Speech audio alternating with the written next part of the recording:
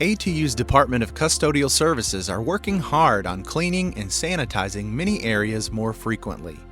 To make that happen, we have shifted some resources to increase the frequency of cleaning restrooms and other high-touch surfaces in high-traffic areas. This includes, but is not limited to, building entrance handles, elevator push buttons, front counters in office suites, restroom door handles and partitions, computer lab tables and keyboards.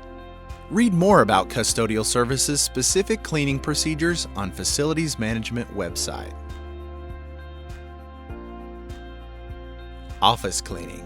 To accommodate the increased cleaning needs for high-touch surfaces, office cleaning will be reduced to once per week if staffing allows. Following the CDC's guidelines, we recommend faculty and staff should clean parts of their office every day. This includes your desk, your phone, hard surfaces on your chair such as the arms, your keyboard and mouse, your office doorknob, both inside and outside. It is especially important to clean throughout the day if you work in a shared office or have visitors. Classroom cleaning. To maintain cleanliness in shared teaching spaces, faculty should clean the teaching station in their classroom before and after the class.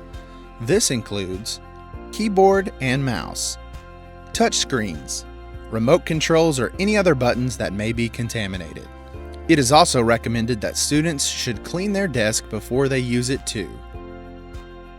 Cleaning supplies. In computer labs, we recommend all students to clean the keyboard and mouse before using it as well.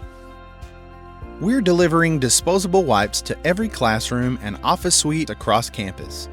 We hope to put a container of wipes in each office as well. Please remember not to throw these containers away though. Most are refillable, and custodians will refill them if new containers become hard to get. Your health and safety is our priority. Following these recommendations will help protect you and others so that together we can fight on.